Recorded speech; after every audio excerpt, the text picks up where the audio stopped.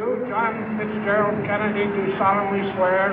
I, John Fitzgerald Kennedy, do solemnly swear. That you will faithfully execute the office of President of the United States. That I will faithfully execute the office of President of the United States. And will, to the best of your ability. And will, to the best of my ability. Preserve, protect, and defend the Constitution of the United States. Preserve, protect, and defend the Constitution of the United States. So help you God. So help me God.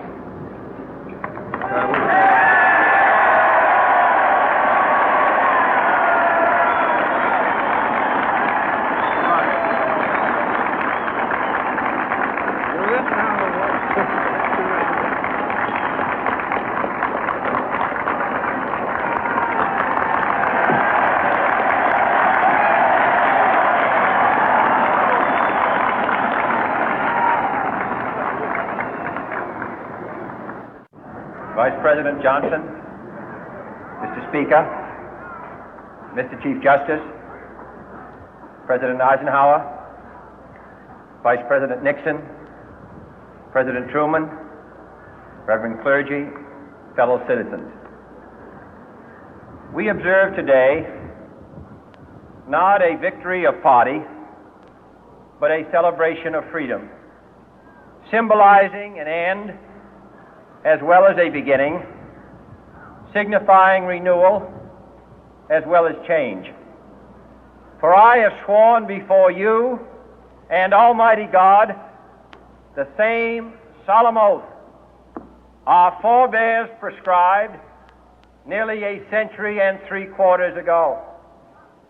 The world is very different now, for man holds in his mortal hands the power to abolish all forms of human poverty and all forms of human life.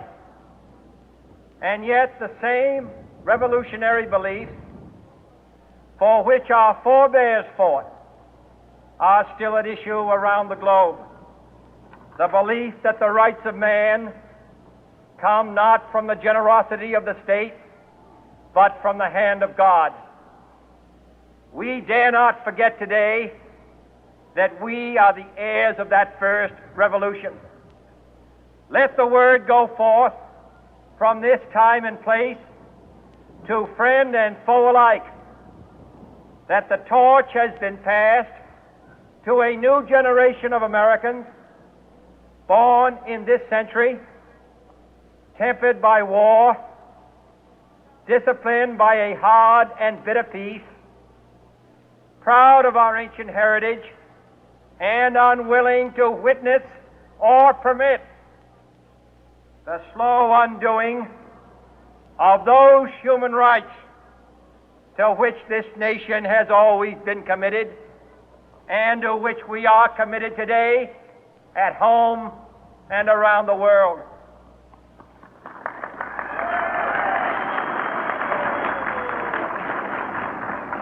Let every nation know, whether it wishes us well or ill, that we shall pay any price, bear any burden, meet any hardship, support any friend, oppose any foe to assure the survival and the success of liberty.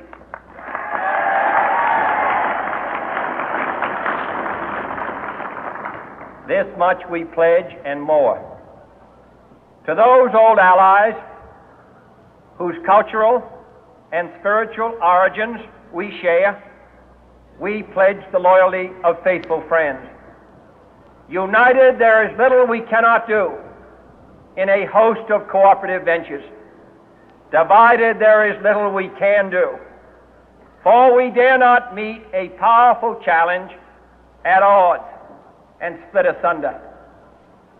To those new states whom we welcome to the ranks of the free, we pledge our word that one form of colonial control shall not have passed away merely to be replaced by a far more iron tyranny.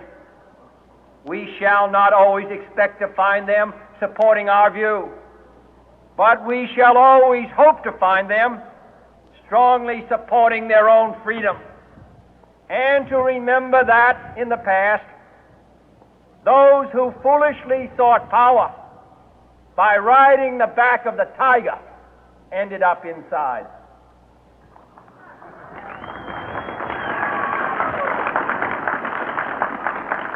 To those people in the huts and villages of half the globe struggling to break the bonds of mass misery, we pledge our best efforts to help them help themselves for whatever period is required, not because the communists may be doing it, not because we seek their votes, but because it is right. If a free society cannot help the many who are poor, it cannot save the few who are rich.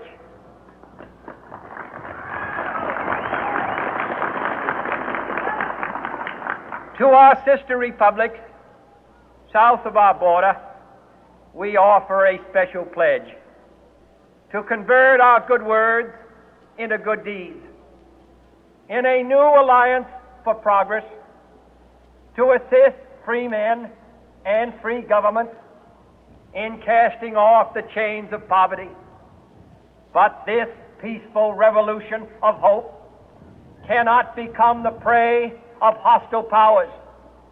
Let all our neighbors know that we shall join with them to oppose aggression or subversion anywhere in the Americas.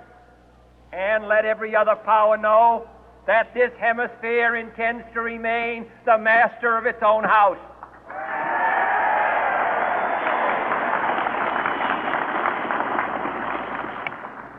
To that World Assembly of Sovereign States, the United Nations, our last best hope, in an age where the instruments of war have far outpaced the instruments of peace, we renew our pledge of support to prevent it from becoming merely a forum for invective, to strengthen its shield of the new and the weak, and to enlarge the area in which its writ may run.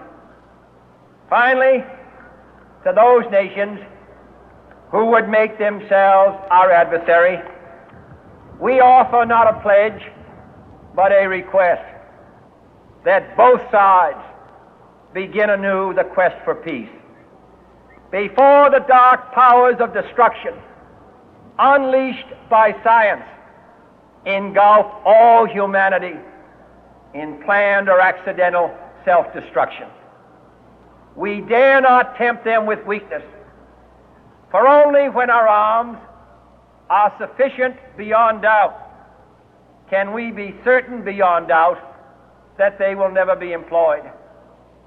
But neither can two great and powerful groups of nations take comfort from our present course, both sides overburdened by the cost of modern weapons, both rightly alarmed by the steady spread of the deadly atom, yet both racing to alter that uncertain balance of terror that stays the hand of mankind's final war.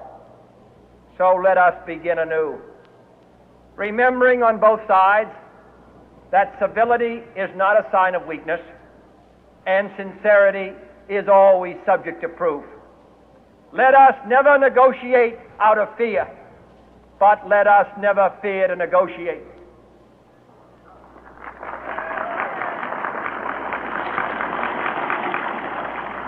Let both sides explore what problems unite us, instead of belaboring those problems which divide us. Let both sides, for the first time, formulate serious and precise proposals for the inspection and control of arms, and bring the absolute power to destroy other nations under the absolute control of all nations.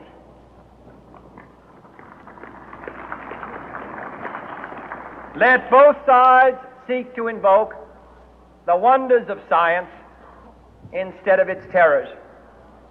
Together, let us explore the stars, conquer the deserts, eradicate disease, tap the ocean depths, and encourage the arts and commerce. Let both sides unite to heed in all corners of the earth the command of Isaiah to undo the heavy burden and let the oppressed go free. And if a beachhead of cooperation may push back the jungle of suspicion, let both sides join in creating a new endeavor, not a new balance of power, but a new world of law, where the strong are just and the weak secure and the peace preserved. All this will not be finished in the first 100 days, nor will it be finished in the first 1,000 days, nor in the life of this administration, nor even perhaps in our lifetime on this planet. But let us begin.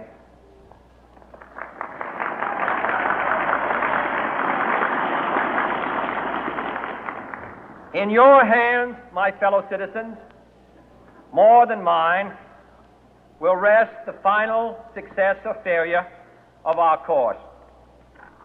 Since this country was founded, each generation of Americans has been summoned to give testimony to its national loyalty.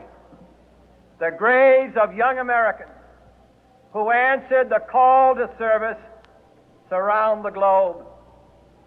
Now the trumpet summons us again, not as a call to bear arms, though arms we need, not as a call to battle, though in battle we are, but a call to bear the burden of a long twilight struggle, year in and year out, rejoicing in hope, patient in tribulation, a struggle against the common enemies of man, tyranny, poverty, disease, and war itself.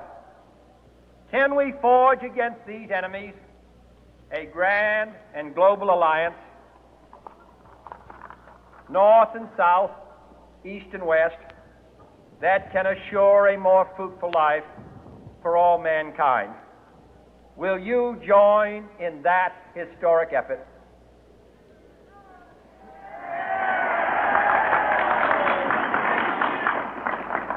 In the long history of the world, only a few generations have been granted the role of defending freedom in its hour of maximum danger.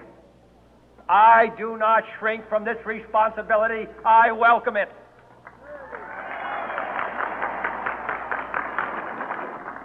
I do not believe that any of us would exchange places with any other people or any other generation.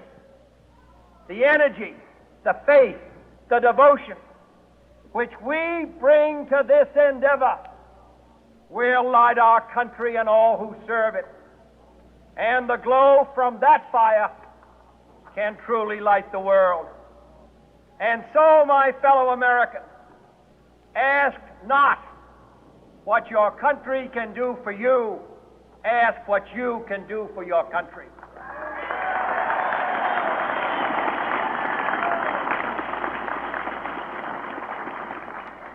My fellow citizens of the world, ask not what America will do for you, but what together we can do for the freedom of man.